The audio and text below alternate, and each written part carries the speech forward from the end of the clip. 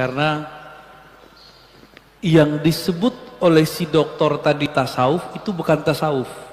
Makanya Ibnu Ajibah, imam sufi mursyid tarekat Syaziliyah, memberi batasan. Tasawuf itu awalnya ilmu, ma'rifat, bukan amal, bukan riyadhah. Yang tadi dimulai dari riyadhah. Riyadhah kebatinan berarti Pak. Setelah berilmu, mengenal Allah, bermakrifat dulu, baru berriyadhah, latihan, wirid, zikir. Terakhir baru dapat mauhibah, ilmu laduni. Akah itu ketenangan jiwa, kah itu kekhusyuan, kah itu bukan khadam. Kita nggak ada urusan sama khadam. Mau baca ayat ada khadam nggak ada khadam, kita nggak ada urusan sama itu. Mau kita baca zikir nanti ada malaikat yang mengkhidmatkan diri, kita nggak ada urusan sama itu. Urusan kita hanya kepada Allah. Ini yang dikatakan oleh Imam Al-Junaid, tauhid itu, Junaid yang tadi sufi, ifradul qidam anil hadas, menanggalkan, memisahkan, mengesahkan Allah SWT dengan menanggalkan sisi-sisi selainnya yang baru. Jadi kalau masih tertarik sama kebatinan, khadam-khadam, lalu supaya sukses, bayar mahar, itu kebatinan itu Pak. Berbaju tasawuf. Inilah yang dikatakan dengan mutasawwif, sufi palsu. Jadi sufi beda dengan mutasawwif. Itu sufi palsu. Ya. Adapun mengenai gurunya sholat di Mekah, kalau itu lain cerita. Masuknya kemana nih? Bab karomat atau bab khurafat? Yang mana? Ada dua Pak. Kalau karomah, emang tiap hari karomah diberiin. Kalau khurafat, barangkali itu.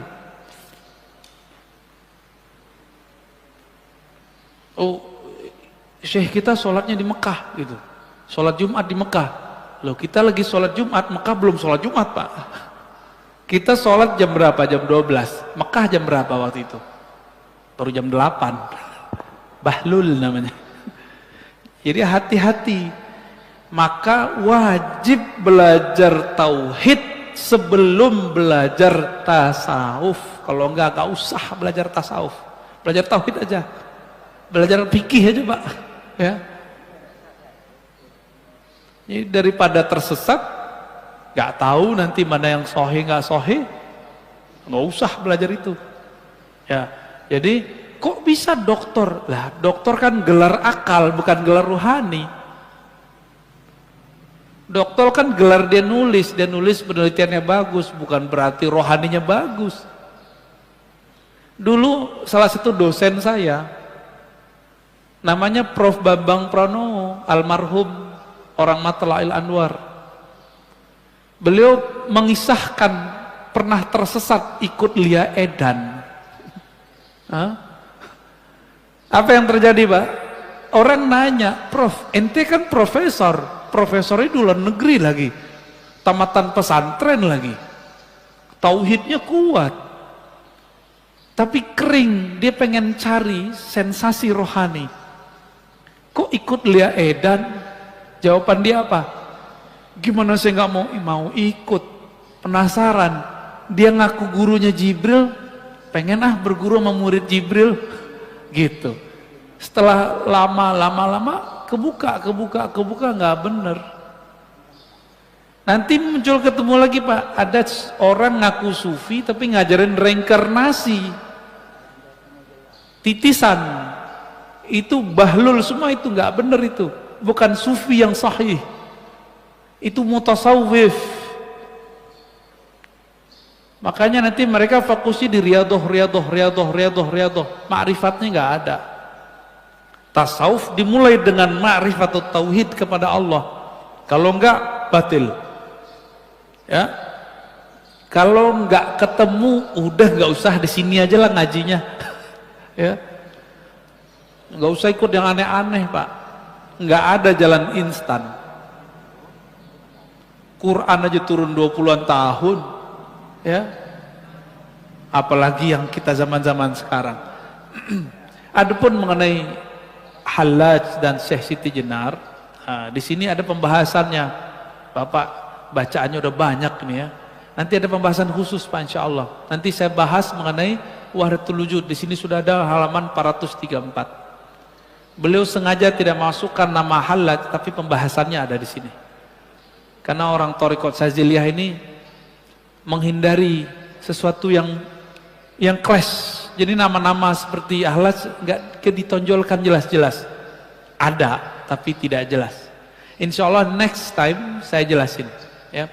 Ustadz, yang berkaitan dengan tadi, untuk menyadarkannya, kalau Prof. Bambang Pramono kan sempat keluar ya dari Lia Eden itu. Nah, saya juga sebetulnya secara personal ingin menyampaikan kepada teman saya tersebut, karena saya berkeyakinan bahwa secara logika ini bisa diajak bicara gitu. Tapi pada faktanya susah sekali.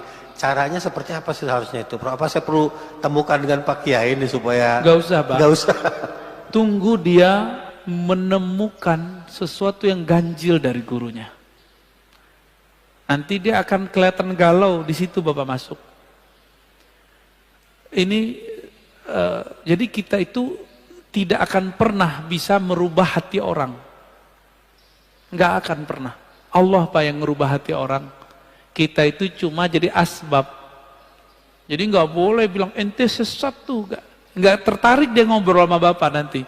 Ngobrol aja Pak, santai terus. Orang berubah dengan ngobrol santai itu lebih baik daripada dia dikafir-kafirkan terus berubah. Diancam-ancam berubah, nanti ancamannya hilang dia balik lagi, kambuh lagi. Tapi dengan ngobrol santai, ngobrol terbuka dari hati ke hati, jangan-jangan Bapak yang yang ke bawah. Kuatan dia kan. Ya. Ini satu hal Ustadz. Dia itu selangkah lagi ke guru besar, hanya tinggal Skopus saja. Tetapi dia harus menunggu mursyidnya itu. Itu saya juga bingung itu gimana caranya supaya dia yakin bahwa apa yang dia lakukan itu kurang benar lah istilahnya. Gini aja deh, ciri-ciri mursyid palsu mengajarkan murid istighal bi ghairillah, sibuk dengan selain Allah, cari khadam. Baca ini biar dapat khadam, baca ini biar faedahnya ini. Itu bukan mursyid ilallah, tapi itu mursyid ila ghairillah. Itu nganterinnya bukan ke Allah, nganterinnya kepada kesaktian. Jadi Bapak kalau mau cari mursyid, guru itu cuma ngajarin mengenal Allah, lalu zikir untuk bisa sampai kepada Allah. Udah itu aja.